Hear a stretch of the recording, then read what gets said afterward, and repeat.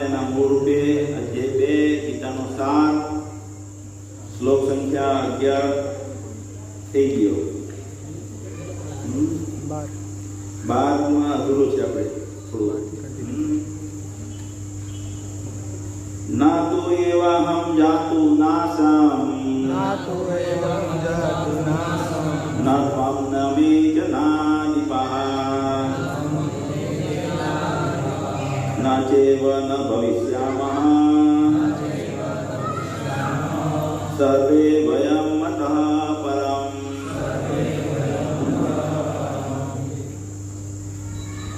ओम अज्ञानतिमिरान्धस्य ज्ञानञ्जनशलाकया चक्षुरुन्मिलितं तस्मै श्रीगुरुवे नमः. चैतन्यमनोभीष्टं स्थापितं येन भूतले स्वयं रूपः कदा मह्यं ददाति स्वपदान्तिकं वन्देऽहं श्रीगुरो श्रीयुतपदकं श्रीगुरुं वैष्णवांश्च श्रीरूपं साग्रजातं साग्ररघुनाथामितं तं सजीवं सावधेतं सावधूतं परिजनसहितं कृष्णचैतन्यदेवं श्रीराधाकृष्णपादान् साग्रवृन्दा श्रीसखामितांश्च. हे कृष्ण करुणा सिंधो निर्मंदो जगत्पते गोपेश गोपिकांता राधा कांता नमोस्तुते. तप्त कांचन गौरांगी राधे वृंदावनेश्वरी वृषभानुसुते देवी प्रणमामि हरिप्रिये. वाञ्छाकल्पतरुभ्यश्च कृपा सिन्धुभ्यैव च पतितानां पावनेभ्यो वैष्णवेभ्यो नमो नमः. श्री कृष्ण चैतन्य प्रभु नित्यानंद श्री अद्वैत गदाधर श्रीवासादि गौर भक्तवृंद. हरे कृष्णा कृष्णा कृष्णा हरे हरे हरे राम राम राम हरे हरे. કેટલા જણા વાંચીને આવ્યા? 5 બીજા 6-7 શ્લોક. લેડીઝમાં કોઈ નહીં? લેડીઝમાં 2. બધા આગળથી આવી જાઓ. લેડીઝ બધા આગળથી આવી જાઓ, પાછળથી આગળ આવી જાઓ. તમે એટલે બધા દૂર બેસો તો મને કેવી ના ખબર પડે કે તમે ઊંઘતા છો કે જાગતા છો. એમ તો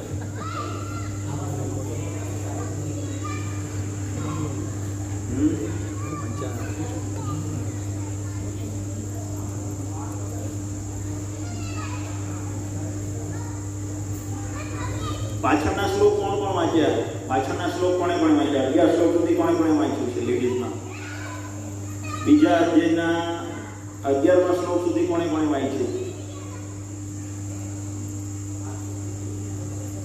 જેન્ટ્સમાં લેડીઝમાં પૂછ્યું એટલે હાથ ઊંચા નહીં ગયા. હા, પણ જેન્ટ્સમાં પણ વાંચ્યું. જેન્ટ્સમાં પણ બહુ વાંચી નહીં આવતું. વાંચવું જોઈએ. વાંચવાથી કોઈ એક્ઝામ્પલ, વાંચવાથી એક એક્ઝામ્પલ આખી લાઈફ. પ્રોવર્બની પુસ્તક વાંચવાથી કેટલા બધા એક્ઝામ્પલ એવા છે. મેં પહેલા ભગવદ્ ગીતા વાંચીને જ આવ્યો. તમે ભગવદ્ ગીતા વાંચીને આવ્યો? હું પણ ભગવદ્ ગીતા વાંચીને જ આવ્યો. હું બહુ બધું વાંચતો હતો, પછી એમાંથી આ ઈશ્વરની ભગવદ્ ગીતા આવી મારા હાથમાં. તો વાંચવાથી દ્રઢતા આવશે.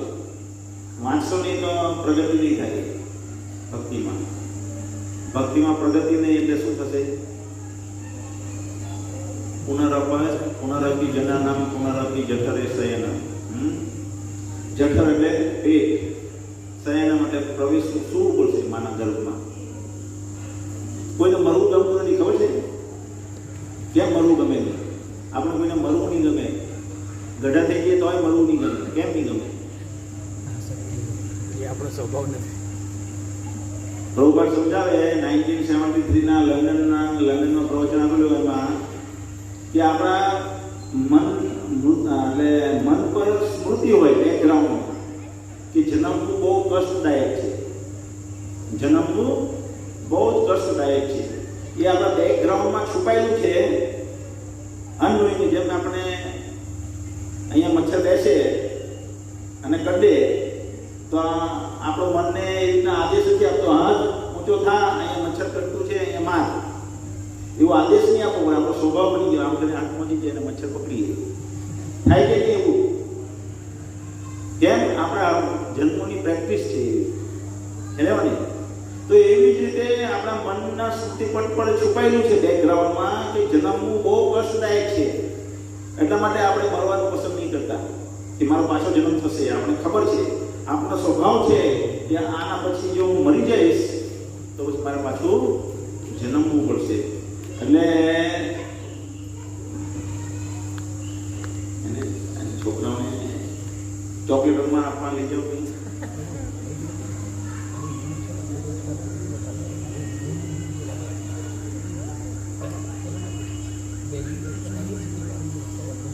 એટલે જો તમે ભગવદ્ ગીતા વાંચશો ને જીવન સફળ ના કરીશું આપણે તો પુનરપી જનનમ પુનરપી જઠરે શયનમ, પાછા માના ગર્ભમાં આપણે 9 માસ ઊંધું લટકવું પડશે. તમને રમત વાત લાગે છે? રમત વાત લાગે? એવું નહીં કે એકલા જ પુરુષોએ લટકવું પડે, લેડીઝોએ પણ લટકવું પડે. તમે બધા લેડીઝ પણ માના ગર્ભમાં ઊંધા લટકીને આવ્યા છે. બહુ જ ભારી છે પાછો જન્મ લેવો. તો આપણી આવી પોઝિશન થશે જો આપણે ભગવદ્ ગીતા વાંચીને આપણી પ્રગતિ નહીં કરીએ તો આપણી આવી સ્થિતિ થશે. માટે બધાને અનુરોધ છે કે ભગવદ્ ગીતા તમે વાંચો અને સમજવાનો પ્રયત્ન કરો. આમાં યોગ્યતા એવું નથી કે તમે ભણેલા છો, નથી ભણેલા, તમે ગૃહિણી છો, તમે ગ્રહસ્થ છો, કે તમે નરેન્દ્ર મોદી છો કે નરેન્દ્ર મોદીના ઝાડુ વાળવા છો. કોઈ પણ યોગ્યતા ભગવદ્ ગીતા માટે જરૂરી નથી. ભગવદ્ ગીતા માટે એક જ જરૂરી યોગ્યતા છે અને તે છે મારે સમજવી છે. મનમાં ખાલી એટલો જ ભાવ. શું છે? મનમાં એટલો ભાવની જરૂર છે કે મારે આ ભગવદ્ ગીતામાં શું કહેવા માંગે સમજવું છે. બાકી બધું કાર્ય ભગવાન કરશે. એટલે તમારે ખાલી એટલું દિલથી તમારે પોતાને સ્વીકારવું પડશે કે નહીં, મારે ભગવદ્ ગીતા સમજવી છે અને મારે ભગવદ્ ગીતા સમજવી છે તો જ તમને ભગવદ્ ગીતા સમજાશે. અહીંયા આવીને હું ગમે એટલા બરાડા પાડું નહીં, હું હોય, બીજું હોય, ત્રીજું હોય, ચોથું હોય, તો પણ તમને ભગવદ્ ગીતામાં સમજ નહીં પડે જ્યાં સુધી તમને પોતાને તમન્ના નથી થતી. કારણ કે ભગવાન તો ભગવાન છે ને, તો ભગવાનને તમે આપો કે નહીં આપો કંઈ પણ ભગવાનને શું પડ્યું હોય? તો પછી ભગવાનને તમારે ભગવદ્ ગીતા નથી સમજવી તો ભગવદ્ ગીતા તમને નહીં સમજાવે. ભગવદ્ ગીતા એટલે ભગવાન તમને ભગવદ્ ગીતા નહીં સમજાવે. અને જ્યારે તમારે સમજવી છે તો જ ભગવાન તમને ભગવદ્ ગીતા સમજાવે. એટલા માટે 16મા અધ્યાયમાં વારંવાર કીધું છે કે જે લોકો મને સમજવા નહીં માંગતા અને જે મારી ભક્તિ નહીં કરવા માંગતા, હું એને આસુરી યોનિઓમાં નાખું અને જન્મ સુધી એ મને પ્રાપ્ત નહીં કરી શકતા. આ જગત છે, આપણે આ જગતમાં જીવીએ છીએ. કોને બહુ મસ્ત લાગે છે આ જગતમાં જીવન? કોને ગમે છે? હાથ ઊંચો કરો. અથવા આ જગતમાં દુઃખમય છે એવો અનુભવ કોને થાય છે? અહીંયા એટલા દુઃખ જ દુઃખ છે.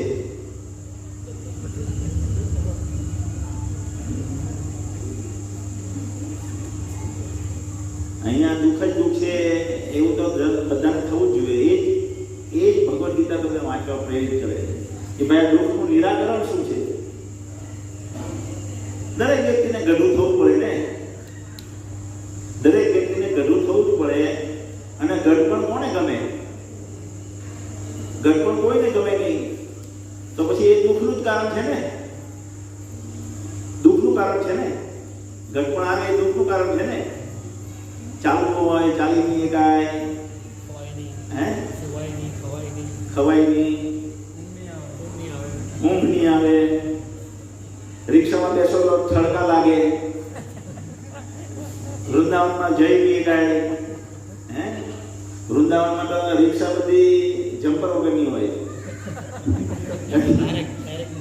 ડાયરેક્ટ. એટલે જરાક આપણું ખાડામાં ઉછળે વાગે એટલે ગઢાધારો તમે બેહી નહીં કહો. બહુ ભારી છે. તો આ ગઢપણના કષ્ટ છે. તો ગઢપણ માટે તમે વૃંદાવન આવી નહીં શકો. વૃંદાવન અમે કાલે પરમ દિવસે ગયા, એટલે કાલે આવ્યા, આજે સવારે આવ્યા એકચ્યુઅલી. તો આજે સવારે અમે વૃંદાવનથી આવ્યા તો 6 જણા હતા, એટલે 5 જણા બીમાર થઈ ગયા. 6 જણામાંથી 5 જણા આજે બીમાર છે. ને હું જે સ્થિતિમાં છું એ સ્થિતિમાં છું, બીમારમાં બીમાર, જેવી હતી મધ્યમ એવી સ્થિતિમાં છું. તો વૃંદાવન એટલે કોઈ પણ યાત્રા એટલે શું? તપશ્ચર્યા. તપશ્ચર્યા એટલે વૃંદાવનમાં તમારે બહુ જ ચાલવું પડે. પહેલો દિવસ જ્યારે અમે એમ નક્કી કર્યું કે બહુ ઓછું ચાલવું છે, ધીમે ધીમે પ્રેક્ટિસ કરશું ચાલવાની. પણ પેલી હરિયાલી તીજ હતી ને, હરિયાલી તીજ હતી, એટલે બધા મંદિરમાં બહુ બધો શૃંગાર કરેલો અલગ અલગ. વૃંદાવનમાં 5000 ભગવાન કૃષ્ણના મંદિર છે. તો અલગ અલગ મંદિરમાં એક અમારા રિલેટિવ હતા, આપણે દર્શન કરવા લઈ ગયા. તો અમારે ચાલ જ ગયું આખો દિવસ. પહેલા દિવસે જ બધા અડધા તંદુરસ્ત થઈ ગયા. એટલે વૃંદાવનમાં અત્યારે તો એટલી બધી વ્યવસ્થા થઈ છે કે ઘણી જગ્યાએ રિક્ષા બંધ કરી દઈ, કાર પણ બંધ કરી દઈ. પહેલા શનિ રવિ કાર બંધ કરી દઈ, અને અમુક સમય આવે તો પેલી પેટ્રોલ ડીઝલ વાળી રિક્ષા પણ બંધ કરી દે, પછી ખાલી બેટરી વાળી રિક્ષા ચાલે. અને અમુક ગલી એટલી બધી ભીડ થઈ જાય. હવે તો બધા ઇન્ડિયન્સ લોકો બહુ આવે. અત્યારે જો તમે જાઓ, હું આ બીજી વખત ઓગસ્ટમાં ગયો, બહુ પહેલાં બી એક વખત ઓગસ્ટમાં ગયો હતો, 7-8 વર્ષ પહેલાં. આ બીજી વખત ઓગસ્ટમાં ગયો તો ફૂલ ભીડ હોય. જાન્યુઆરી ફેબ્રુઆરીમાં હું ગયો ત્યારે ફૂલ ભીડ. આપણે એમ લાગે કાર્તિકમાં ભીડ હોય, એવું નથી. ઇન્ડિયન્સ લોકો એટલા બધા આવે, એટલે ઇસ્કોનવાળા ઓછા આવે, ઇસ્કોનવાળા કાર્તિક મહિનામાં વધારે દેખાય તમને. પણ છતાં કાલે હું ગયો, પરમ દિવસે સવારે મંગળા આરતીમાં ઇસ્કોન મંદિર ફૂલ પેક. દિવસે કંઈ ભક્ત નહીં દેખાય, પણ આ સવારે મંગળા આરતીમાં ફૂલ પેક. ત્યાંથી બધા ભક્તો આવે. મેં કીધું કાર્તિક મહિનામાં ઊભી રહેવાની જગ્યા નહીં હશે મંદિરમાં. ખરેખર એટલી ભીડ થવા માંડી છે. તો હવે તમને વૃંદાવનના દર્શન કેવી થશે? વૃંદાવન ભગવાનને અતિ પ્રિય છે. વૃંદાવન અતિ પ્રિય છે. મથુરા મંડળમાં દરેક વૈકુંઠ કરતા ઉચ્ચ ધામ છે મથુરા મંડળ. મથુરા મંડળમાં સર્વોત્કૃષ્ટ છે વૃંદાવન. વૃંદાવનમાં સર્વોત્કૃષ્ટ છે ગોવર્ધન, અને ગોવર્ધનમાં સર્વોત્કૃષ્ટ છે રાધાકુંડ. એટલે હું અહીંથી ગયો ત્યારથી મેં નક્કી કરેલું હતું કે એક 16 માળા કરવી છે એક્સ્ટ્રા રાધાકુંડના તટ પર. અને માળા કેવી? પણ માળાની જે ક્વોલિટી હોવી જોઈએ તે ક્વોલિટીની છે. એકદમ એક જે ભાવ છે 10 અપરાધ રહિતનો, અને દરેક જરાક પણ કોન્સન્ટ્રેશન તૂટ્યા વગર માળા જે થવી જોઈએ તે રીતે. પણ 16 માળા થઈ, પણ એ એમ બધું અડધા વાંદરામાં જતું રહે મુકાય છે. વાંદરા ઉપરથી તળાવમાં. પછી જે બી લોકો આવે એ લોકો નવા લોકો દર્શને આવે, તે લોકો તો પેલું તળાવ જોઈને નાવાનું બહુ મન થઈ જાય. બધા નાવાનું છે અંદર. રાધાકુંડમાં તો આપણો પગને સ્પર્શ પણ નહીં થવો જોઈએ. એટલું બધું ભારી છે. લોકોને જ્ઞાન નથી. એટલે તમે વિચારો, જે લોકોએ હમણાં કીધું કે ગુરુ હોવા જ જોઈએ. આ જગતમાં તકલીફમાંથી બચવું હોય, જે વ્યક્તિએ આ જગતની આવી પડતી તકલીફોમાંથી બચવું હોય, તેણે ગુરુ કરવા જ જોઈએ. ગુરુ નહીં હોતે અમને પણ ના ખબર પડતી કે રાધાકુંડમાં આવી રીતના સ્નાન ન કરાય. અને રાધાકુંડમાં લોકો આવી અને સ્નાન કરે અને જતા રહે, આવીને સ્નાન કરે જતા રહે. હવે એની કેટલી દયાજનક સ્થિતિ છે, એવું નહીં. અને કોઈ પણ વ્યક્તિ, આપણે પણ જો કોઈ ભક્તોના સંગમાં નહીં ગયા હોય, કોઈની નીચે ગાઈડલાઇન્સને આપણે ફોલો નહીં કરતા હોઈએ, તો આપણે પણ એ જોઈને એ ભાવમાં વહી જઈએ અને આપણે પણ સ્નાન કરી લઈએ. જેમ કે આજે રેલી નીકળેલી છે પેલી 15મી ઓગસ્ટની ડીજે વાળી જોરમાં. કેટલું મોટું ઘોડું હતું? 100 જેટલા. તો આ 15મી ઓગસ્ટે આ ઝુલસ નીકળે 15મી ઓગસ્ટે ઝુલસ નીકળે અને ઝુલસમાં આપણને પણ થાય કે આપણે પણ ભાગીદાર થઈ ગયા, આપણા પણ શરીરમાં રોમાંચો નીકળી આવે કે નહીં નીકળી આવે?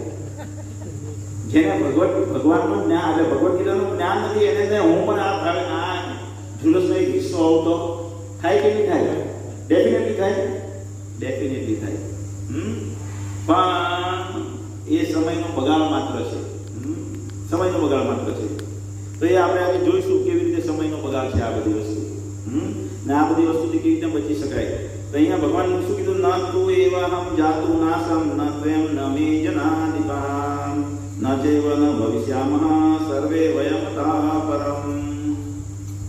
એટલે ભવિષ્યમાં તમે નહીં હતા, હું નહીં હતો, અને આ રાજાઓ નહીં હતા એવું નથી. ભૂતકાળમાં તમે નહીં હતા, હું નહીં હતો, હું કૃષ્ણ તરીકે નહીં હતો, અને વર્તમાનમાં કૃષ્ણ તરીકે નહીં છું, અને ભવિષ્યમાં પણ કૃષ્ણ તરીકે રહીશ. ભગવાન કૃષ્ણ એમ કહેવા માંગે છે. કોઈ કે માયાવાદીઓ કે નહીં, આ તો શરીર માટેની વાત છે. શું છે? શરીર માટેની વાત છે. તો આની પહેલાના શ્લોકમાં પ્રભુપાદ ભાવાર્થમાં સમજાવે છે કે શરીર એટલે દેહાત્મ ભાવ, દેહમાં આત્મ ભાવ એટલે દેહાત્મ ભાવ. આ બે શબ્દ તમારે મોડે કરી લેવાના. આ ભગવદ ગીતા જો તમારે સમજવી હોય તો બે શબ્દ મોડે કરવા પડશે તમારે. શું કરવા પડશે? બે શબ્દ. બદ્ધ જીવન. શું છે? બદ્ધ જીવન શું કહેવાય તે હું હમણાં સમજાવીશ. અને દેહાત્મ ભાવ, દેહમાં આત્મ ભાવ. અત્યારે આપણે જે શ્લોક જોઈ રહ્યા છીએ 2.11 થી 2.16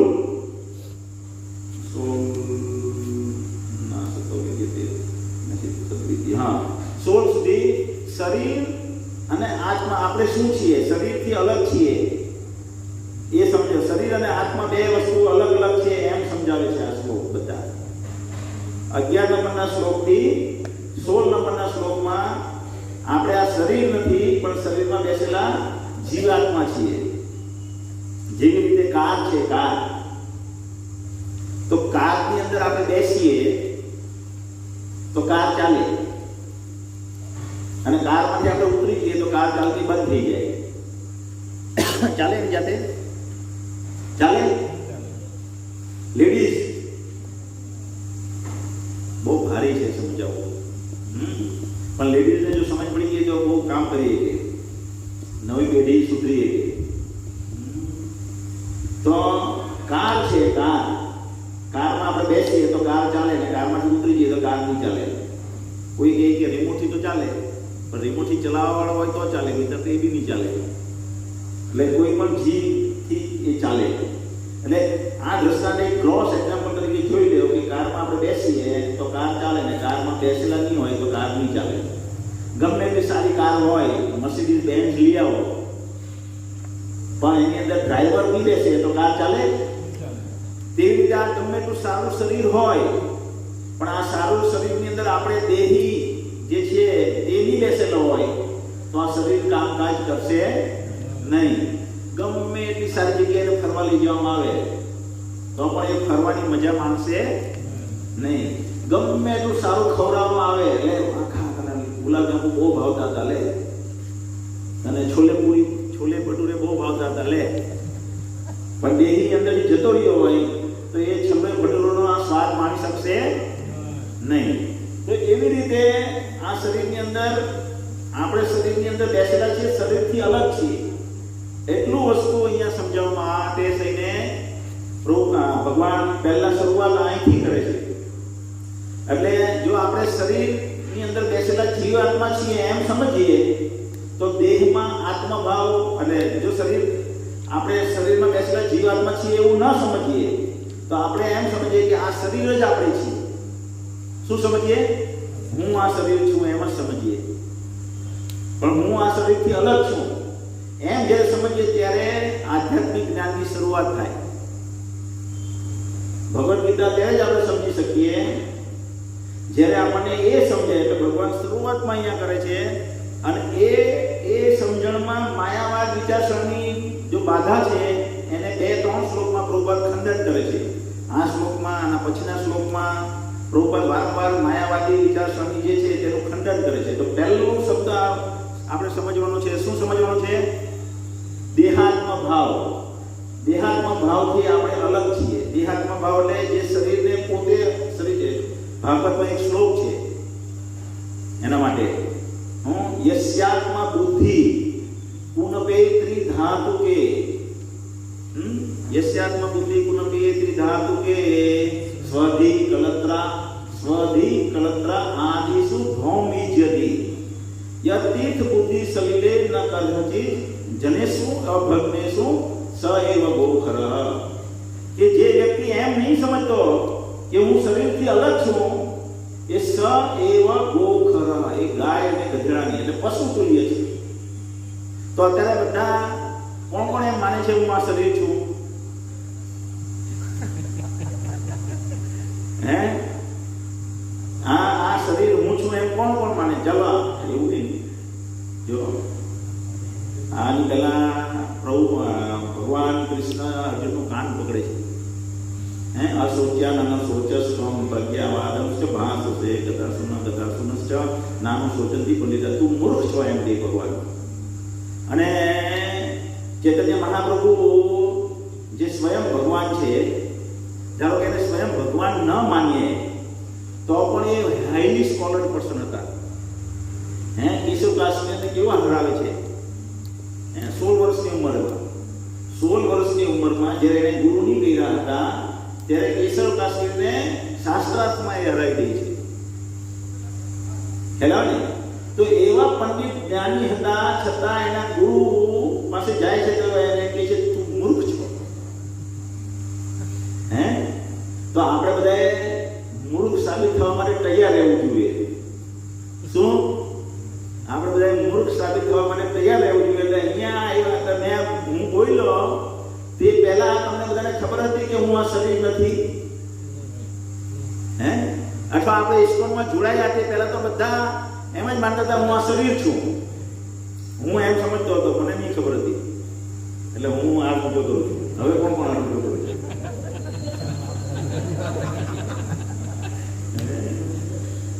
એટલે આપણે બધા આખી દુનિયા અત્યારે આ રીતે ચાલી રહી છે કે હું શરીર છું. એટલે તો આના પછીના શ્લોકમાં માયાવાદ વિચારસરણી પર પણ આપણે આવીશું. પણ આના પછીનો શ્લોક શું છે? દેહિનો યસ્મિ યથા દેહે કૌમારમ યૌવનમ જરા તથા દેહાંતર પ્રાપ્તિ ધીરસત્ર ન મુહ્યતિ. એ એમ કહેવા માંગે છે કે દેહી નો યસ્મિ યથા દેહે, કે દેહી જે છે એટલે આપણે પોતે. પહેલા પેલો શ્લોક સમજીએ, આગળનો શું સમજાયું? યસ્યાત્મ બુદ્ધિ પુનપે ત્રિધાતુકે, 3 ધાતુથી બનેલું આ શરીર છે. આયુર્વેદ પ્રમાણે આ શરીર શેનાથી બનેલું છે? 3 ધાતુનું, કફ, પિત્ત, વાયુ. કફ, પિત્ત ને વાયુ. કોઈ પણ વસ્તુનું ઇમ્બેલેન્સ થઈ જાય શરીરમાં રોગ થઈ જાય. એટલે પહેલાના જમાનામાં બ્રાહ્મણો અહીંયા નાડી છે, અહીંયા નાડી આમ પકડે, આમ નાડી પકડે અને અહીંયા નસ છે, એ સાથે સાથે સિદ્ધિ મેળવી હોય એમ. એનો અભ્યાસ કરીને સિદ્ધિ મેળવી. એટલે એ એના અભ્યાસ પરથી એ કહી દે, એને હૃદયના ધબકારા ફીલ થાય. હૃદયના ધબકારા ફીલ થાય એટલે એ કહી દે કે ભાઈ તમને કફજન્ય પ્રકૃતિ છે તમારી. એટલે કફજન્ય રોગ જે થતા હોય એ તમને કહી દે અને એ તમને તરત જ દવા આપે. આ તમને દવા શું? એટલે કફને બેલેન્સ કરી દે શરીરમાં, તમારો રોગ ગાયબ. પાછો નળી પકડે, ઓ તમને તો વાત પ્રકૃતિ છે, એસિડિક પ્રકૃતિ છે, તો વાતની દવા તમને આપી દે. એ પ્રમાણે તમારો રોગ ગાયબ. તરત જ ઈલાજ થતો. અત્યારે તો કેવું થાય? હે, હવે મારા ભાઈ છે ને, એક ભાઈ છે મારા કાકાના છોકરા, તેને ગયા વર્ષે કોરોનામાં પેટમાં પ્રોબ્લેમ આવ્યો. શું આવ્યો પ્રોબ્લેમ? પેટમાંથી નીચે આંટડા જાય ને એમાં બધી ચાંદીઓ પડી ઝીણી. એને ખબર નહીં.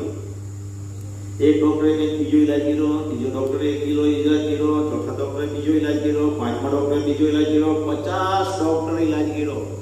8 મહિના રોગ ચાલ્યો. કેટલા મહિના? 8 મહિના. અને તાવ આવી જાય, સાંજ પડે એટલે તાવ આવી જાય. અને બધાને એમ જ થયું કે આ તો કેન્સર જેવું લાગે છે. અને પછી એક સિદ્ધ આ હોસ્પિટલ છે મુજરા ગેટ પર ત્યાં પેટના સ્પેશિયલિસ્ટને બી બહુ બધાને બતાવ્યું, એને પછી બતાવ્યું તો એને ટ્રીટમેન્ટ કરી તો સારું થઈ.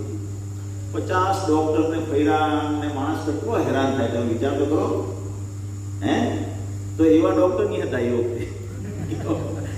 એવા ડોક્ટર ની આ નાડી પકડે અને કહી દે કે આ ઇમ્બેલેન્સ થઈ ગયેલું છે, તમે આ દવા લેવો એટલે સારું. અને દરેક બ્રાહ્મણને આ ક્વોલિટી હતી. દરેક બ્રાહ્મણ હતા ને, આ 5000 વર્ષ પહેલાના બ્રાહ્મણ, 5000 વર્ષ પછી એટલે 500 વર્ષ પહેલાના બ્રાહ્મણની વાત કરીએ આપણે, તો બ્રાહ્મણને 2 વસ્તુ શીખવાડવામાં આવતી. એક જ્યોતિષ શાસ્ત્ર અને બીજું આ નાડી ચેકિંગ. કેમ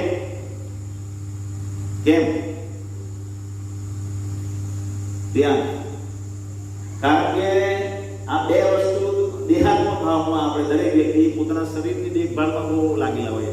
મારું શું એટલે આ મારા શરીરનું શું. એટલે પહેલા તો દરેક વ્યક્તિ ગાય પુત્રનું શું છે, હું આ શરીર છું. મારા મોહલ્લામાં કેમ આવી ગયું હતું, ને મારો એરિયો છે આ તો. એને એ નહીં ખબર પડતી આ એરિયો ભગવાનનો છે. પછી એમ સમજે આ એરિયો મારો છે એટલે બીજો પુત્ર આવી જાય તો ફસવા મળે. બરાબર ને? પશુ એવું કરે કે નહીં કરે? તો દરેક વ્યક્તિ આપણે એવા છીએ દેહાત્મ ભાવમાં, અને એટલા માટે દેહાત્મ મારું શરીરનું શું એટલે આપણે બધા જ્યોતિષ પાસે જઈએ ને આપણે ડૉક્ટર પાસે જઈએ, અને એ ડૉક્ટર આપણે ટ્રીટમેન્ટ કરેલા આપણે એની વાતને માનતા થઈ જઈએ. શું થઈએ? એની વાતને માનતા થઈ જઈએ. એટલે એ બ્રાહ્મણ પછી આપણે ભગવદ્ ગીતા પર લાવતા. દરેક વ્યક્તિને આધ્યાત્મિક જ્ઞાન હતું બ્રાહ્મણોને, પણ ઉપરથી એ લોકો શું જ્ઞાન ધરાવે? દેહનું જ્ઞાન ધરાવે, જ્યોતિષ શાસ્ત્ર અને શરીરનું. એટલે વ્યક્તિ એની પાસે આવે અને એને માનતો થાય, અને એને માનતો થાય એટલે એ ભગવદ્ ગીતા પર લઈ આવે એને. એટલે આપણે બધા અત્યારે શું છીએ અહીંયા આવ્યા પહેલા? દેહમાં આત્મભાવ. તો કફ પિત્ત વાયુનું શરીર બનાવેલું છે. એ બનેલું શરીરને આપણે જો એમ માનીએ કે આ હું છું, સ્વધિ કલત્રા આદિ શું ભૌમ વિજ્યતિ. કલત્રા એટલે શું?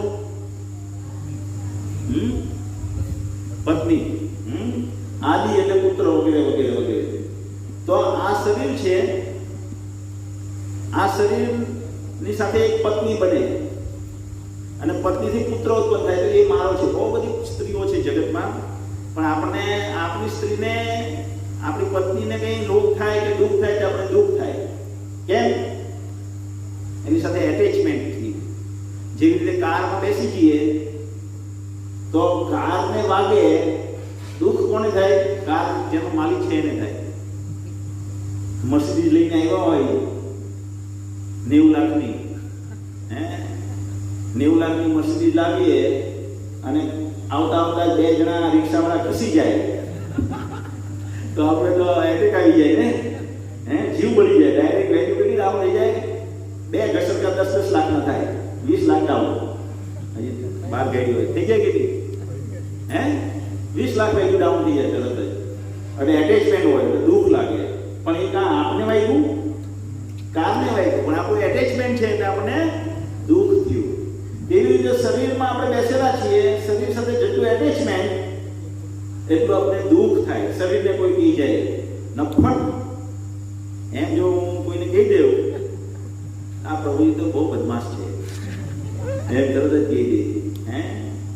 કારણ કે શરીર આપણે દેહાત્મ ભાવ. પેલા એક આચાર્ય છે એને એક રોગ થયો હોય, શું કોણ ના, પછી પેલો એકલો એને શું કહે, કયો રોગ થતો પેલો શરીર ગળવા પડે છે બધું, કુષ્ઠરોગ ને, કુષ્ઠરોગ થયો હોય તો કુષ્ઠરોગમાં બધી જીવાત પડે શરીરમાં. તો શરીરમાં જીવાત પડે તો એમાંથી બધા જીવાત હોય નીચે પડી જાય. તો એ આચાર્ય એમ થાય કે આ બધી જીવાત મરી જાય એટલે ઓછી પાછી અંદર શરીરમાં મૂકે. દેહથી પર જેમ કે ભીષ્મ પિતામહ છે. ભીષ્મ પિતામહ પાણી સૈયા પર સૂતેલા છે અને ધર્મનું જ્ઞાન આપી રહ્યા છે યુધિષ્ઠિર મહારાજને. તો એને વેદના નહીં થતી હોય? એક દાઢનો દુખાવો આવે ને આપણે દાઢનો, તો આપણે હરે કૃષ્ણ મંત્ર જે 16 માળા કરવાની હોય તે નીકળીએ છીએ. હરે કૃષ્ણ કૃષ્ણ કૃષ્ણ હરે હરે, હરે રામ રામ હરે હરે. આ 16 માળા કરવાની હોય પણ દાઢ દુખવા મળે તો આપણે 16 માળા જપ નહીં કરીએ છીએ, તો આપણે કોઈને શિખામણ કેવી રીતના આપીએ છીએ ધર્મની, હે? તો એ દેહાત્મ ભાવમાં નહીં હતા. દેહમાં આત્મભાવ એ એમ સમજતા હતા, હું આ શરીરથી પર છું.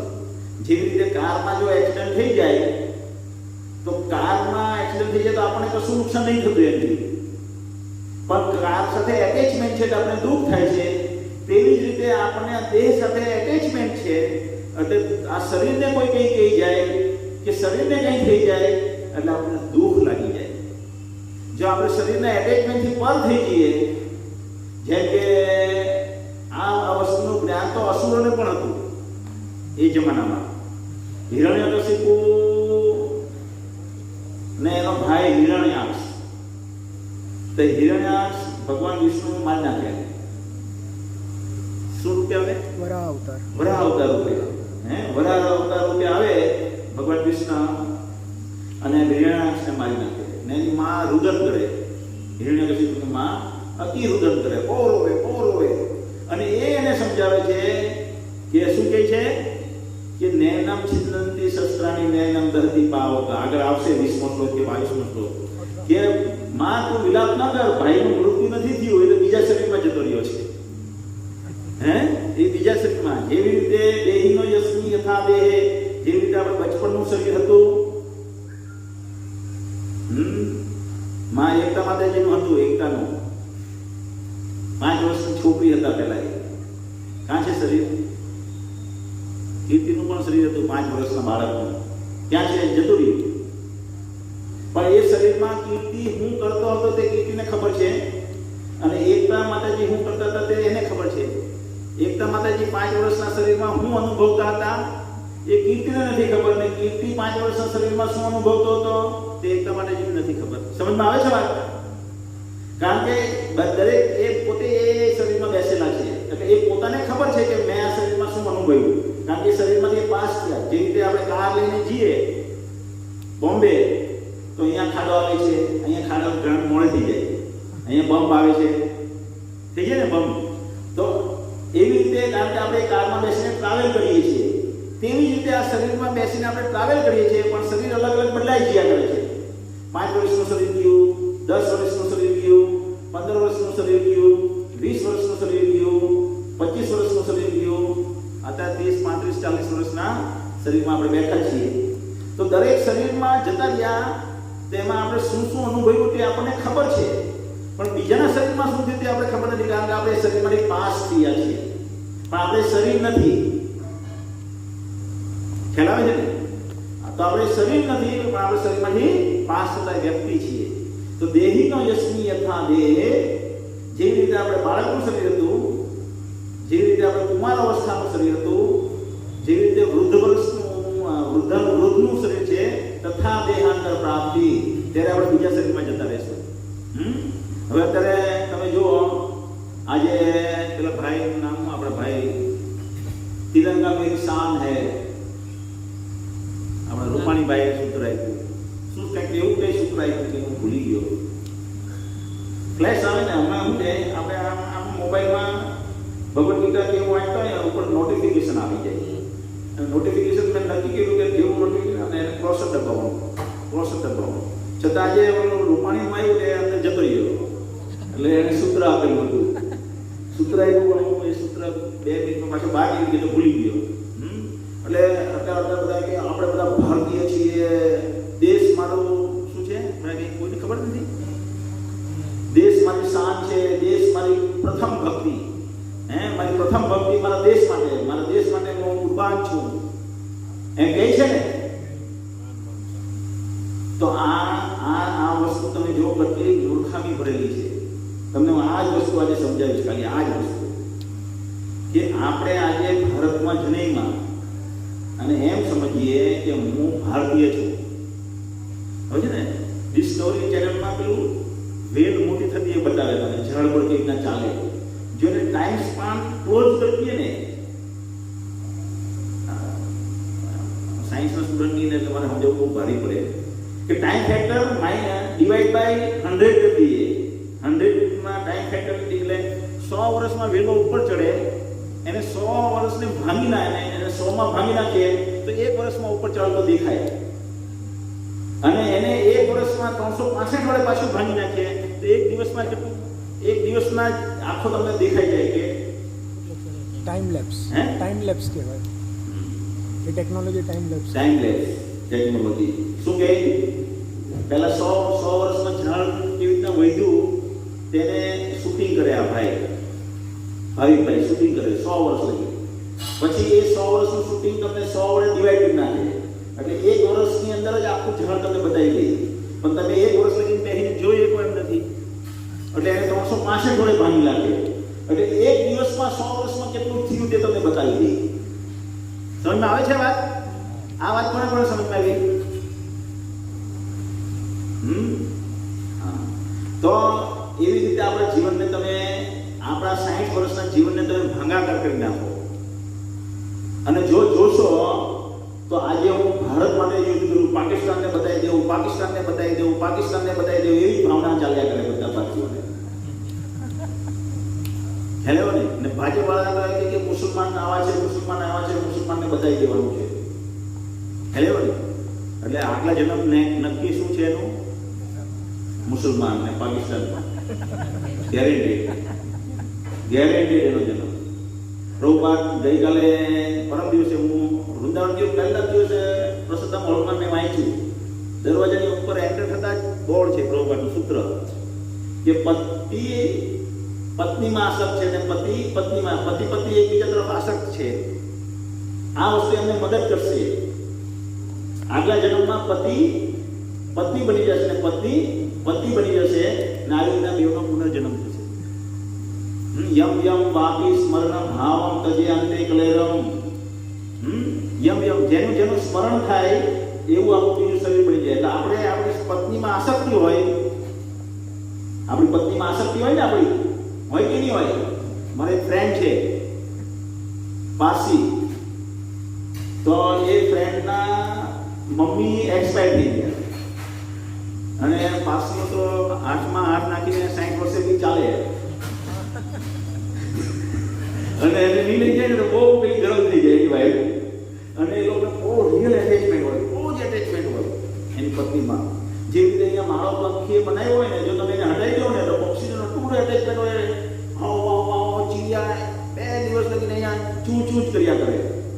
એવી રીતે એ લોકોની પત્નીમાં એટલો બધો જીવ પોવાયેલો હોય કે મરી જાય ને એને સહન નહીં કરી શકે. અને એનો હુકમ કરે. એની ઘડિયાળ એને બહુ ગમતી હતી, એને ઘડિયાળ એટલે ઘડિયાળ મૂકે એના ફોટોની સામે એને એની પૂજા કરે. હવે મેં કીધું ભાઈ આ તો બીજા જન્મમાં, એટલે આ એટેચમેન્ટ 60-70 વર્ષે સારું નહીં કહેવાય. લોકોને આ વિજ્ઞાન જ નથી ખબર કે 60-70 વર્ષે ઘરની બહાર મળવું જોઈએ. લોકો ક્યાં મરે? ઘરમાં મરે. એકચ્યુઅલી મૃત્યુ પામવાની કળા પણ એ છે કે 60 વર્ષે વાનપ્રસ્થ લેવું જોઈએ અને 50 વર્ષે વાનપ્રસ્થ લેવું જોઈએ અને પછી 70 વર્ષે 75 વર્ષે સંન્યાસ લેવો જોઈએ અને સંન્યાસ લીધા પછી ગમે ત્યાં મરવું જોઈએ.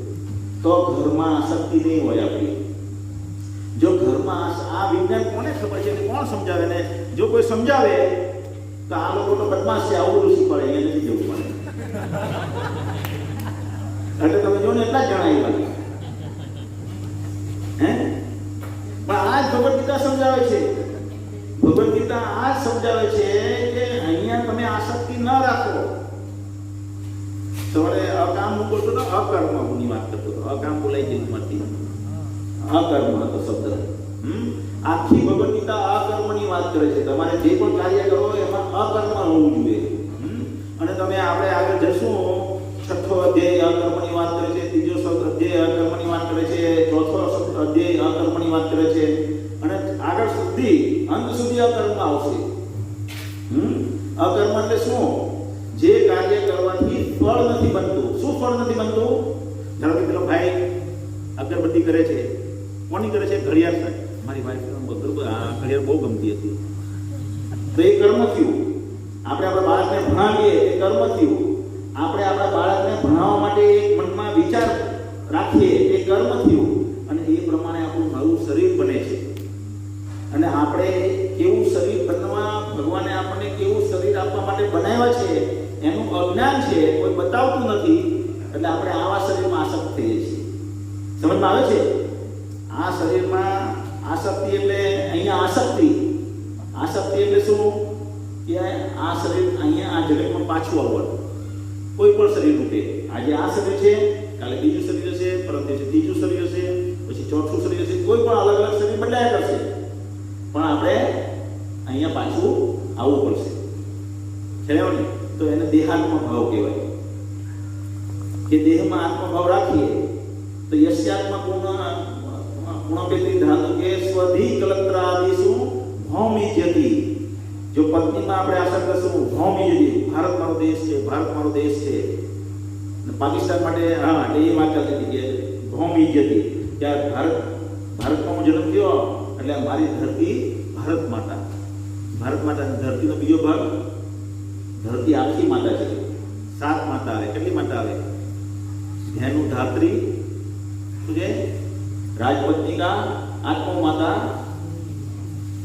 ગુરુપત્ની, શું છે? 7 પત્ની કહીએ. 7 માતા કયા 7 માતા? એક છે ગાય, એક છે ધરતી, એક છે આપણી પોતાની માં, અને આપણે લાલન પાલન કરીને જો આપણી માની કોઈ સેવિકા હોય તો એ નર્સ, એ પણ માતા છે. પછી રાજાની પત્ની અને ગુરુની પત્ની, આ 7 માતાઓ છે આપણી. 7 માતા. ખાલી એટલી ધરતીમાં ભારત માતા આપણી માતા નથી, આખી ધરતી આપણી માતા છે.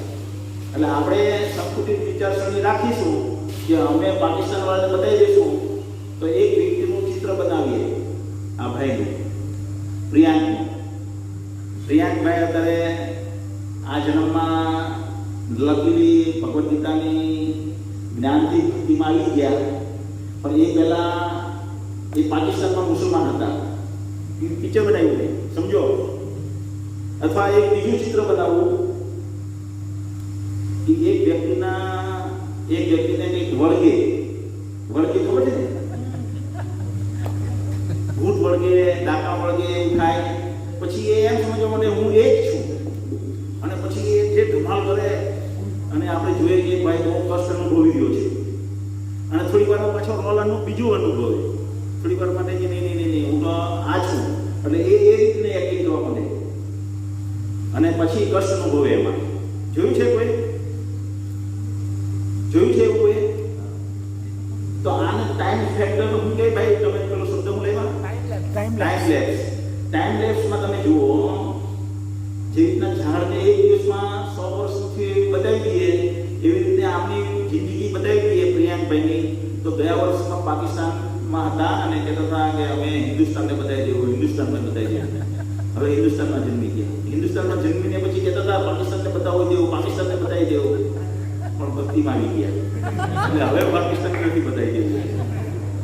સમજમાં આવે છે ને? નીતિનભાઈ?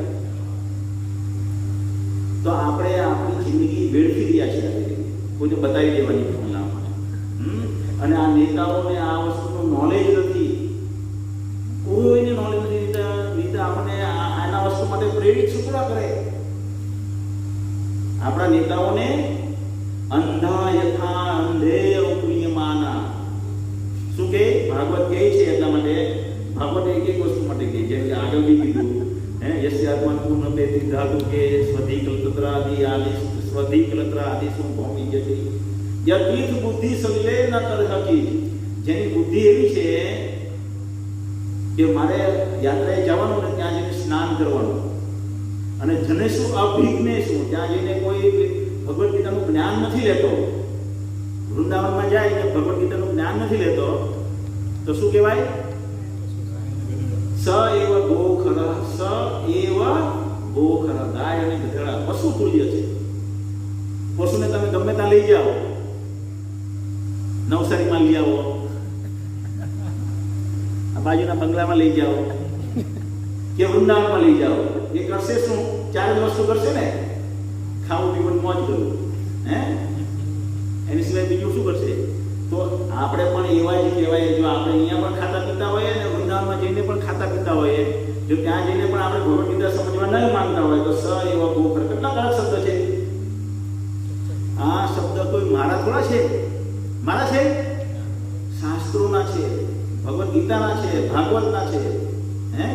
એવી જ રીતે નેતાઓ કેટલા અંધ છે, અંધા યથાય અંધેય ઉપનિયમાના. એ લોકો આંધળા છે. શું આંધળા છે?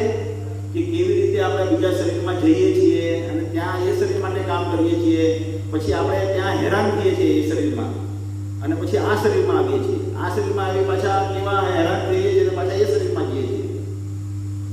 સમજમાં આવે છે ને?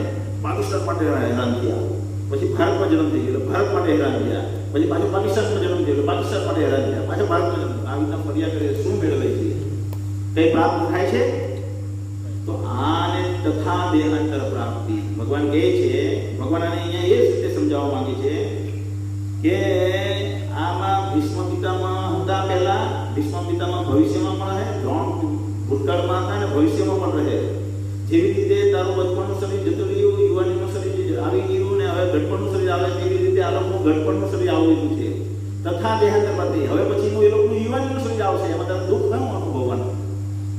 ભગવાન એવી રીતે કહેવા માંગે છે કે એ લોકોના આ રીતના શરીર બદલાઈ જશે જો તું એને માનીશ. તારું કર્તવ્ય કર્મ છે. કર્તવ્ય કર્મ કરવાથી શું થાય?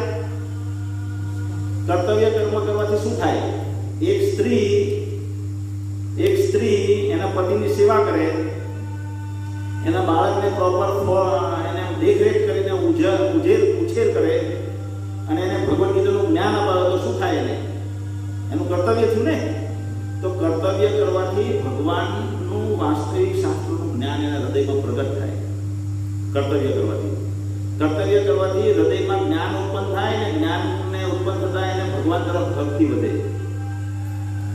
અને ભગવાનની ભક્તિ જ્યારે એને વધે, જ્ઞાન અને ભક્તિથી એનામાં શું આવશે? વૈરાગ્ય, ડિટેચમેન્ટ. શું આવશે? અત્યારે આસક્તિ છે ને બધાને, છે ને આસક્તિ? શું આસક્તિ છે બધાને? અહીંયાથી બધાને એમ કીધું હોય ચાલો બ્રિટિશ જવાના લંડન, તો બધા લંડન જવા બેસી જાય પ્લેસમાં, બેસી જાય કે ચાલો લંડન ફરવા પડવાનું. પણ કેટલા વર્ષ પહેલા આપણે લંડનને એટલે બ્રિટિશરોની નોકરી કરવી હતી તુચ્છ ગણતા હતા. બ્રિટિશરોની નોકરી કરવી તુચ્છ ગણતા હતા કે નહીં કરતા હતા? આપણે શું કીધું? સ્વદેશી અપનાવો અને વિદેશી ત્યાગો. તો વિદેશી ત્યાગો તો પ્રભુપાદ સ્કોટિશ કોલેજમાં ભણેલા હોય એ પણ એની ડિગ્રી લેવાની જાય.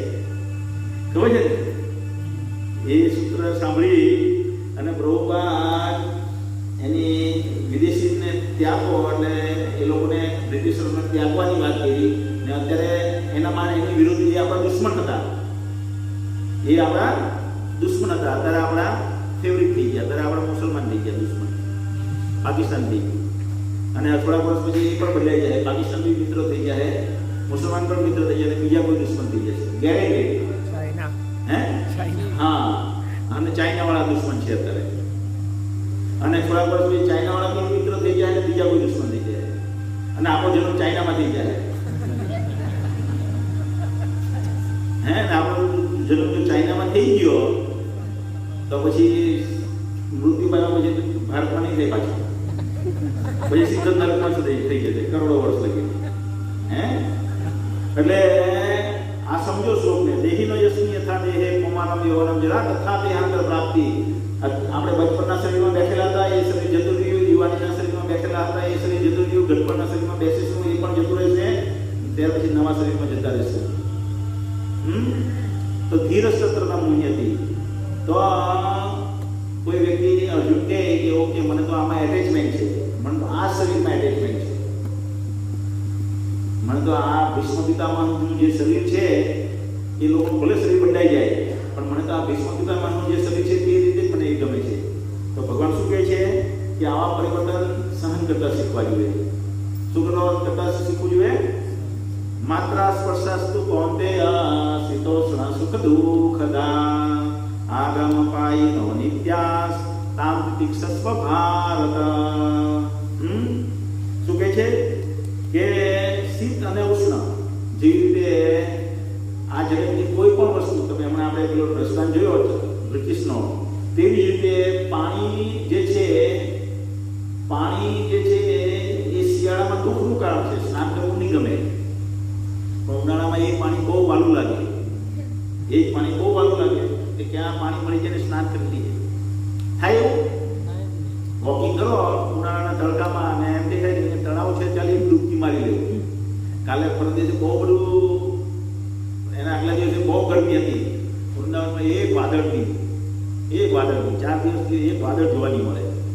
અને એટલી બધી ગરમી અને જેટલા બી પરિવર્તન પેલા લોકો આવે રાધાપુરમાં ડાયરેક્ટ ડૂબકી મારે, કપડા ઉતારે ડૂબકી મારે રાધાપુરમાં. એને ખબર નહીં ડાયરેક્ટ નર્કમાં જવાની તૈયારી કરી રહ્યા છે. જગન્નાથ મને પૂછે આ વાંદરાનું શું થાય? વાંદરાનું શુદ્ધિકરણ થાય. શું થાય? વાંદરાને તો શુદ્ધિકરણ કરવા માટે ભાગ્યશાળી. મેં વાંદરા જોયા મથુરામાં પણ જોયા, મેં વાંદરા વૃંદાવનમાં પણ જોયા, અને મેં વાંદરા અહીંયા રાધાકુંડમાં પણ જોયા. તો એ વાંદરા રાધાકુંડમાં જે સ્નાન કરી રહ્યા છે એને ભગવાને એક વધારે શુદ્ધિકરણ કરવાનો મોકો આપ્યો છે.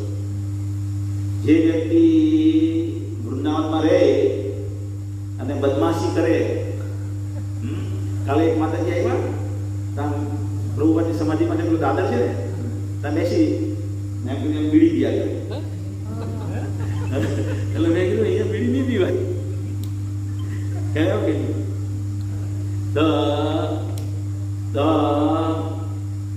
એ બદમાશી કહેવાય વૃંદાવનમાં. અને એ રીતના બહુ બધી બદમાશીઓ આવે. આપણે ભક્તિ કરવાની હોય વૃંદાવનમાં, અને વૃંદાવનમાં જઈને આપણે બદમાશી કરીએ તો આપણો બીજો જન્મ શું મળે? વાંદરાનો મળે. એટલે તમને વાંદરા બહુ દેખાય ત્યાં વૃંદાવનમાં જાઓ ને. મારી માળા લઈ ગયેલું કોઈ ખબર છે? ખબર પડી ગઈ? કોઈ નહીં જાય કે આ વખતે લઈ ગયો, આ વખતે નહીં લઈ ગયો. આ વખતે અમે રાજા દામોદર મંદિરમાં નીકળ્યા અને હું રિક્ષામાં બેસી ગયો.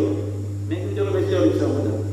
એ બધા કે નહીં આ રિક્ષામાં જવાના, આ રિક્ષામાં જવાના, આ બીજા બધા કે. એટલે મારું ધ્યાન પેલી બાજુ. મેં કીધું ભાઈ બેસો નહીં અહીંયા. એટલે હું બેફિકર રિક્ષામાં બેસી ગયા. પછી મારા ફળા મૂકેલી રિક્ષો વાંદરો મને જોયા કરે. કોઈ કહે વાંદરા બુદ્ધિશાળી નહીં હોય એમ. વાંદરો મને જોયા કરે, હા જોઈ ગયો કે આની ધ્યાન નથી માળામાં, ફટ કરીને માળા લઈને જતો રહ્યો. તરત બે ત્રણ ફ્રૂટી લાવ્યા, એક ફ્રૂટી લાવ્યા તે ઉપર જઈને બેઠો તો ત્યાંથી ઉપર લઈને જતો રહ્યો. પછી એ લોકો વાંદરા શેરિંગ કરે, એટલે વાંદરા ખૂબ આપે. હવે તું લે એટલે બીજાને આપી દે, એટલે બીજાને ફ્રૂટી આપવાની આપણે. પછી એક જણ રિક્ષાવાળો બીજું આવ્યો મારી પાસે. મને કહે હું બેમાંથી એક વસ્તુ લાવી આપું તમને, બોલો તમને શું જોઈએ? છોલી જોઈએ કે માળા જોઈએ? મને કહે. મેં કીધું બંને લઈ આવો. એ કે બંને નહીં આવો. મેં કીધું બંને લઈ આવો. એ કે બંને. તો મેં કીધું એક માળા લઈ આવો બીજા.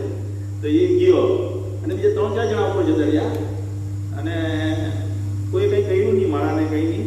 બધાને ફ્રૂટી આપી દીધી ને માળાને જોડી એમ જરાક એ લોકો સ્પર્શે લીધી. પાછા આવ્યા. બીજા દિવસે રાધાકુંડમાં ધોવાનું વારો બી આવી. તો વાંદરા ચતુર હોય. આ બધા ધમાલ કરતા હોય ને વૃંદાવનમાં જઈને ત્યાં જઈને પછી આવે ને ભગવાન ઓર ધમાલ કરવાનો મોકો આપે. એટલે વૃંદાવનમાં આવીને ધમાલ કરવાનું. પછી વ્રજની રજ જે છે એમાં એનું શુદ્ધિકરણ થઈ જાય, એનું પ્યોરિફિકેશન થઈ જાય. પ્યોરિફિકેશન એટલે શું? એકદમ ગોરા થઈ જાય. હે એવું અનિલભાઈ? પ્યોરિફિકેશન એટલે શું? મલિનતા છે અત્યારે આપણામાં અંદર. મલિનતા શું છે? ભગવાનને ઓળખતા નથી, ભગવાનને શું ગમે એની આપણે જ્ઞાન નથી, ભગવાનના ભક્તો શું કહેવાય એનું જ્ઞાન નથી. હું આ શરીરમાં બેસેલી વ્યક્તિ છું, જે ભગવાનનો અંશ છે એની આપણે ખબર નથી. એની સિવાયનું બધું જ્ઞાન છે આપણે. આટલું જ્ઞાન નથી, એની સિવાયનું બધું જ્ઞાન છે. એ બધી મલિનતા કહેવાય. શું? ઇમ્પ્યોરિટી. તો આ ઇમ્પ્યોરિટી હટે. કયું જ્ઞાન છે આપણે અત્યારે? હું આત્મા છું એવું જ્ઞાન નથી, હું આ શરીરમાં બેસેલો છું એવું જ્ઞાન નથી, હું આ શરીર નથી એવું જ્ઞાન નથી, અને આ શરીરનો ભગવાન સાથે કાયમ માટેનો સંબંધ છે એવું નથી. ભગવાન કોણ છે એ ખબર નથી, ભગવાનને શું ગમે એ ખબર નથી, ભગવાનનું ધામ શું છે એ ખબર નથી, ભગવાનને એના ભક્તો કેટલા પ્રિય છે એ ખબર નથી. એની સિવાયનું બધું ખબર છે. એની સિવાયનું બધું ખબર છે. કેવી રીતે 100 રૂપિયા કમાવાય, કેવી રીતે સ્કૂલમાં વિદ્યાર્થીને એડમિટ કરાવાય, કઈ સ્કૂલ સારી, કયો રોડ સારો, કઈ બાઇક સારી, કોની પાસે કઈ કાર છે, કેવી ચાલે છે એ બાઇક, એ કાર એને કેવી રીતના ગોળમાલ કરીને કમાય છે, એ બધું આપણને ખબર છે. હે, તો આ બધી ઇમ્પ્યોરિટી કહેવાય. તો આ ઇમ્પ્યોરિટી જ્યાં સુધી આપણામાં હશે ત્યાં સુધી આ જન્મમાં પાછો જન્મ લેવો પડે આ જગતમાં. ને આ જગતમાં પાછો જન્મ લેવો પડે એટલે શું? ગંધારું શરીર. ગંધારું શરીર ને આ શરીર કઈ સારું થોડું છે? ગંધ આવે અંદરથી. ગંધ આવે કે નહીં ભાઈ? હે, પરસેવો થાય એટલે ગંધ આવવા પડે શરીરમાંથી. તો એટલે એકદમ ગંદુ શરીર કહેવાય. આમાં કઈ શુદ્ધતા નથી. જેને બહુ સુંદરતા છે એમ તમે જેની વખાણ કરો ને એને ખાલી 5 દિવસ બીમાર પાડી દેવો એટલે ખબર પડી જાય. 5 દિવસ બીમાર પડી જાવ, જે તમને આપણને હીરો હિરોઈન બહુ ગમે છે ને આપણને, એ લોકો જ્યારે બીમાર પડી જાય ને હોસ્પિટલમાં હોય ને ત્યારે તમને ખબર પડી જાય કે એ જે ઐશ્વર્યા રાય તમને બહુ ગમતી હતી તે જોવી પણ નહીં ગમે. એવી સ્થિતિ છે. આ શરીર એવું છે. એટલે સુંદરતા નથી અહીંયા. ખ્યાલ કે નહીં? ગંદકી છે. આ શરીર ગંદુ છે. તો એ શરીર ગંદુ જે છે એ શરીરમાં આપણે પાછું નહીં આવવું પડશે ભગવાનના ધામમાં. સુગંધિત શરીર, આનંદથી લબોલબ ભરેલું, દુઃખ શું કહેવાય એ ખબર જ નથી એવું શરીર આપણને ભગવાન આપવા માંગે છે. પણ આપણે એટલા બધા બદમાશ છીએ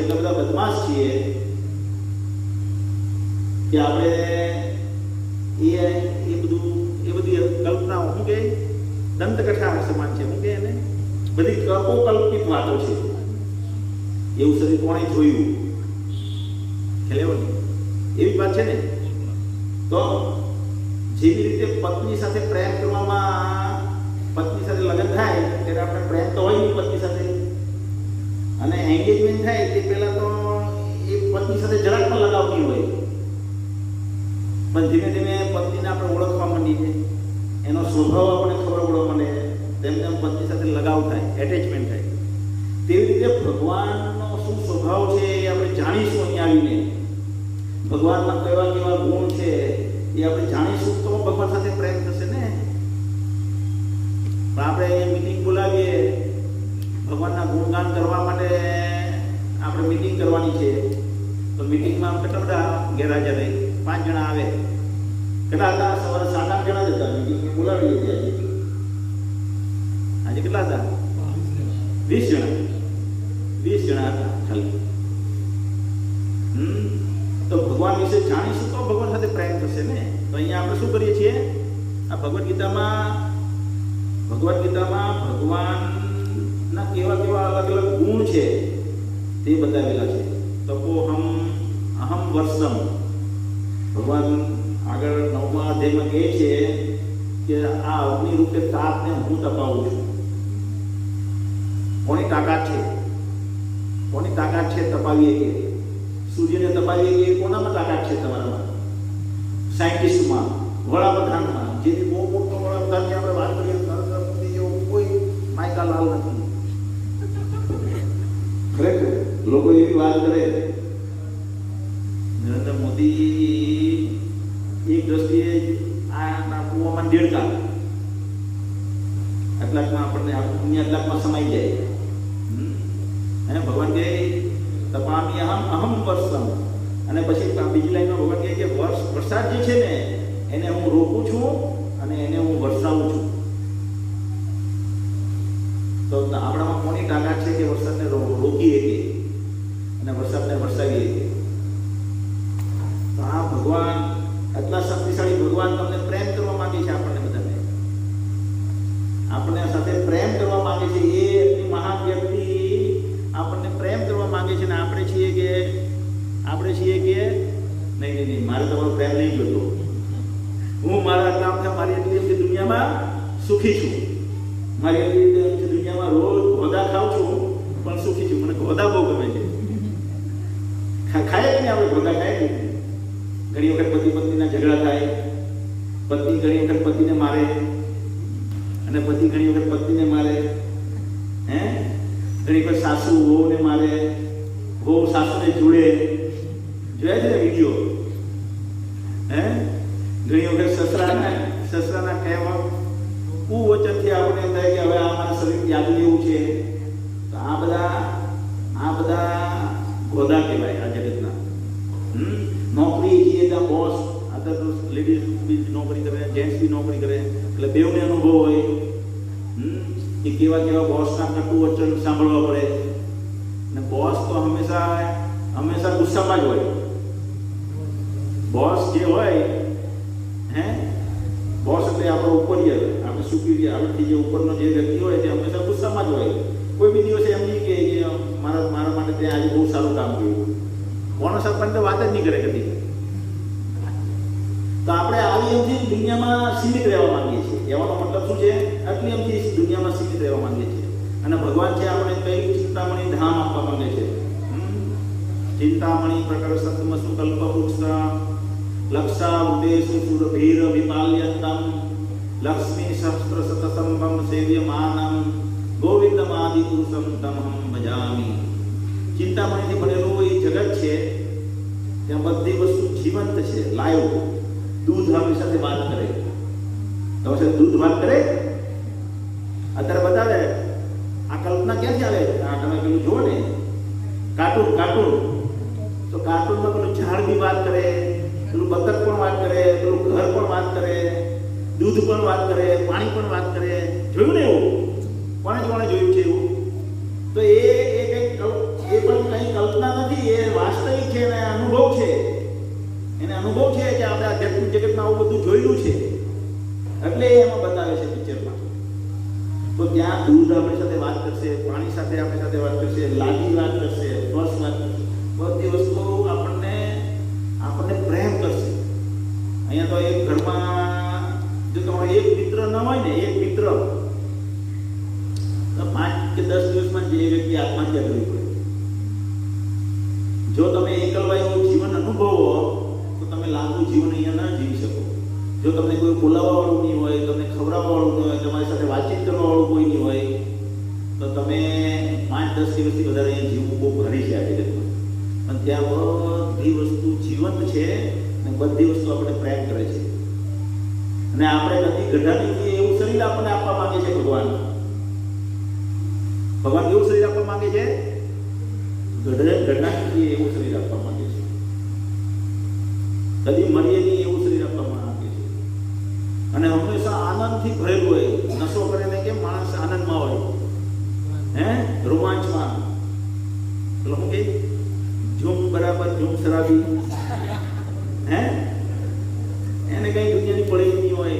પેલું સંપૂર્ણ જ્ઞાનમાં, સંપૂર્ણ હોશ હવાસમાં, એકદમ આહલાદક જીવનમાં હોય, એટલે એકદમ ઉત્સાહભર્યું જીવન હોય. તો એવું શરીર ભગવાન આપણને આપવા માંગે છે. તો કોને આ શરીર જુએ છે એવું? કોને એવું શરીર જોઈતું છે? તો એવું શરીર જેને જોઈતું હોય એના માટે આ ભગવદ ગીતા છે.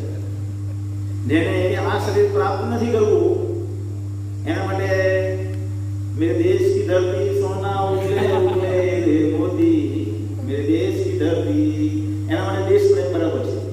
જેને એવું જીવન નથી જોઈતું એના માટે દેશ પ્રેમ, અને જેને એવું જીવન જીવ્યું છે એના માટે કૃષ્ણ પ્રેમ.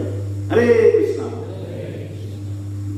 દેહાત્મ ભાવ મોડે હોવો જોઈએ. તમને દેહાત્મ ભાવ એટલે એકચ્યુઅલી મેં એક્સપ્લેન કરી દીધું.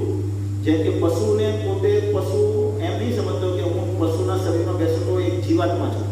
એ એમ સમજે હું કૂતરો છું. શું સમજે? હું કૂતરો છું. અને આ કૂતરાનો સમાજ એ અમારો સમાજ છે.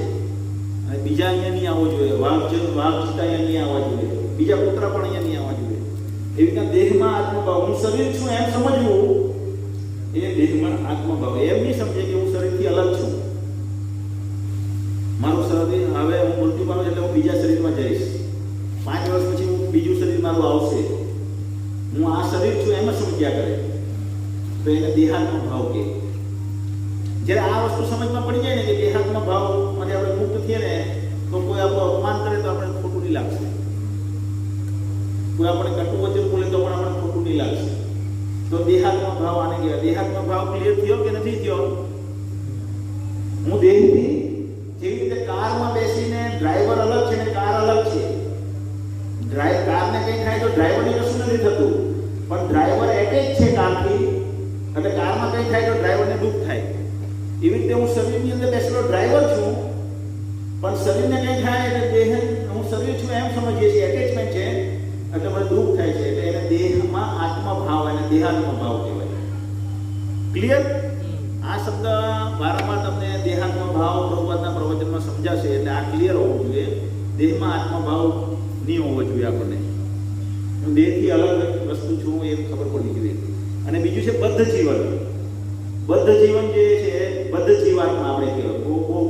બહુ બધી વખત તમને શબ્દ ભાગ પ્રાપ્ત થશે આ ભગવદ્ ગીતામાં. બદ્ધ જીવાત્મા. શું? બદ્ધ જીવાત્મા અથવા બંધનમય જીવન અથવા બદ્ધ જીવ. આ બધા શબ્દ તમને અંદર સાંભળવા મળે. એટલે બંધનવાળું જીવન છે. બંધનવાળું શું જીવન છે? હે? બંધનવાળું એટલે એક કાર્ય કરો અને એનું રિએક્શન બને અને એ ભોગવવું જ પડે. એ ગમે તે કાર્ય કરો, ગમે તે કાર્ય કરીએ. છોકરાને ભણાવ્યો, બહુ ભણાવ્યા અને ડૉક્ટર બનાવી દીધા અને ભગવદ્ ગીતાનું જ્ઞાન નહીં કરાવ્યું, ભગવદ્ ગીતાનું જ્ઞાન નહીં કરાવ્યું અને છોકરાને ભણાવી ડૉક્ટર બનાવી દીધા, તો શું થશે? કર્મનું બંધન થયું. એ ડૉક્ટર બન્યા પછી જે પણ પાપ કરશે એના તમે પણ ભાગીદાર થઈ ગયા. એ ભોગવવું પડશે. જે કરીએ એને એ ભોગવવું પડે. એ બંધનમય જીવન છે. અને ભગવાનના ધામમાં મુક્ત જીવન છે. અહીંયા બધું બંધનમાં છે. અહીંયા ગઢપણ નથી જોઈતું પણ ગઢપણ આવે છે. અહીંયા બીમારી નથી જોઈતી પણ બીમારી આવે જ કર્મના ફળ પ્રમાણે. જે ડૉક્ટર બનાવ્યો ને છોકરો, ડૉક્ટર છોકરો બનાવ્યો અને બંધન થયું ને કર્મનું. ભણાવવામાં ખોટું ભણાવ્યો વાંધો નહીં, પણ સાથે સાથે ભલે તમે ભણાવ્યો તો ભગવદ્ ગીતાનું જ્ઞાન પણ કરાવવાનું હતું, પણ છોકરાને આપણે ભગવદ્ ગીતાનું જ્ઞાન નહીં કરાવ્યું અને ખાલી ભણાવ્યો તો એનું બંધન ઉત્પન્ન થયું. એ બંધનને લીધે કંઈ ને કંઈ બીમારી આવે, કંઈ ને કંઈ કષ્ટ આવે, બીમારી આવે, કષ્ટ આવે, કંઈ બી બહુ બધું આવે, હજારો વસ્તુ થઈ શકે. તો એ ભોગવવું જ પડે. એને બંધન જીવન કહેવાય. હે? નંબર નથી જોઈતા.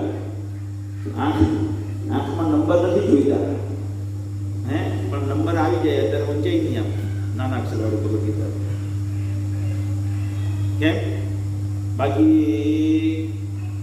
જો નાના છોકરા જેવી આંખ હોય તો ચોખ્ખું વંચાય, ભણાતર નહીં વંચાય. ચશ્મા પહેરવા પડે, કમ્પલસરી ચશ્મા પહેરવા જ પડે, તો બંધન કહેવાય. ખ્યાલ આવ્યો કે નહીં? અહીંયાથી અમેરિકા જવું હોય તો શું કરવું પડે? વિઝા મેળવવા જ પડે. વિઝા ના મળે ત્યાં લઈને તમે અમેરિકા નહીં જાઓ એટલે બંધન. અહીંયા તમારે ભારતમાં જ રહેવાનું. અને વિઝા મળી જાય પછી તમારે ટિકિટ કઢાવવી જ પડે, ટિકિટ લેવી પડે. એટલે ટિકિટ વગર તમે નહીં જઈ શકો. અને મુક્ત જીવન હોય તો શું કરો? હે મનીષા?